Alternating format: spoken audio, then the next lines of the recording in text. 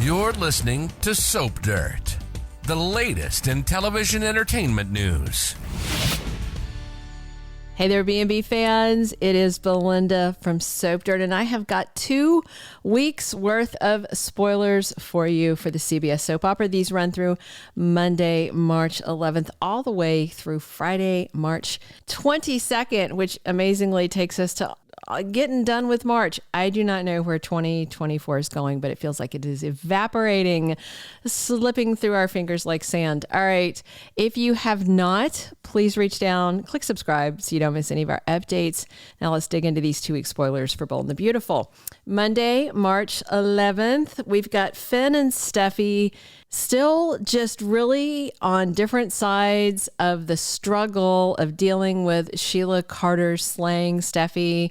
Hates the idea that she took a life, and it's awkward because it's somebody she said she wanted dead who happens to be her, husband's biological mother. Finn, however, is having a whole different issue. He is actively haunted, and not only that, he is having visions of Steffy brutally slaying his bio mom, not just stabbing her once in self-defense. It's very, very strange.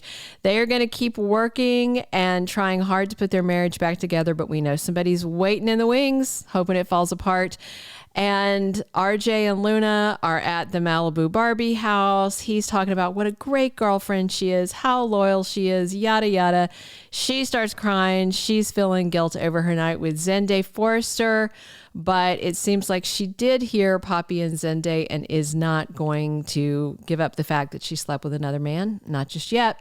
Tuesday, March 12th, we have Finn again hallucinating about Sheila's death. Now, hallucination is not the same as nightmare, so this sounds like maybe he's sitting around his office, sitting around the house, and he starts seeing things.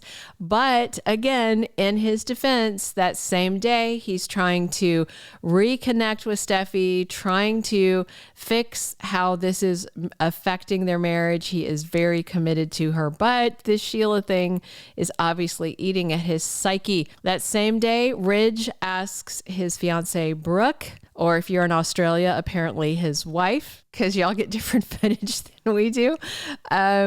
He wants her to try and be a little nicer about the fact that their kids are involved with each other. Brooke is going to smile and simper and then continue hating Thomas in her spare time when Ridge is not in the room. Thomas and Hope are thinking back to how much fun they had in Italy, destroying her marriage.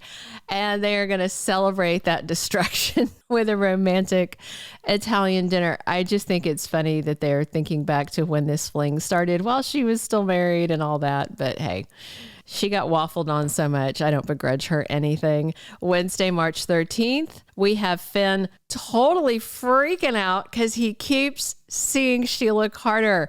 But, she's dead. But again, I don't think she is. I see a lot of debate in the comments here, and I've had a couple people say, no, she's really dead because she said she was in the actress. Nope. Can't believe any of that. CBS has their actors lie to the press and make false statements. Just look back at the historical record. I'm not even going to dig into it. It's happened several times. The same time that Finn is dealing with this freak out, we have Deacon freaking out. His grief is getting the better of him. Hope Logan is really, really worried about her dad, despite the fact that Sheila was 9 toes worth of crazy. He loved her and he just can't cope with it. He doesn't understand it. He doesn't understand, how she wound up over there getting stabbed to death. I'm sure the whole weapon missing thing, I think he would have understood it more if there had been a gun in her hand. Then he would have been like, okay, Steffy had no choice. But to him, it doesn't feel that way. At the same time that Hope is comforting her father, Thomas is comforting his sister, Steffy Forrester. He is very focused on how she's doing and making sure this doesn't affect her life, her marriage, her mental health.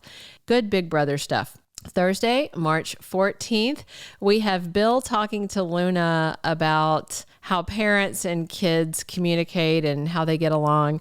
I don't know if Bill's the best role model for this conversation. 2 of his 3 children were not allowed around him when they were growing up because their moms were like, nope, not him. And so he got to know them as adults, and he was Liam's romantic rival for a while when it came to Steffy. So, dollar bill, I don't know. Maybe she needs to go try and find someone with a normal parent-child relationship. I don't know who that would be at this point on B&B, but certainly not those two. So, yeah. And I think Bill still sees himself as a father figure to Luna, which is kind of interesting. Hope tries to get through to her mom on Thursday, and she wants Brooke to see that Thomas is worthy of her and that his love is genuine. He is completely changed. He's committed to her. They're happy together, all that.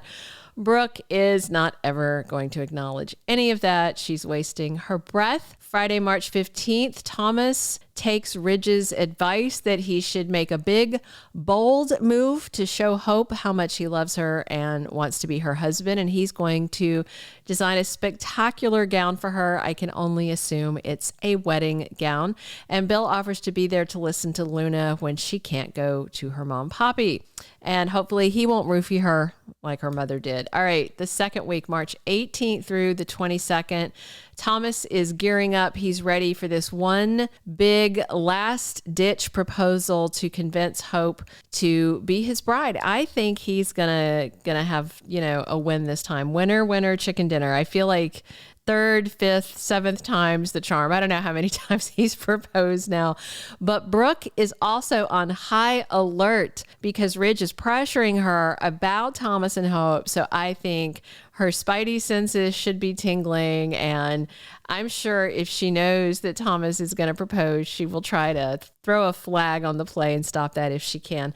Luna's ready to crack. She has got to tell somebody else about this mistake she made with Zende. Maybe she'll tell Bill. We'll see. Meanwhile, RJ is increasingly worried about Luna because he assumes he has done something wrong and, that she's upset and pulling back because something he did.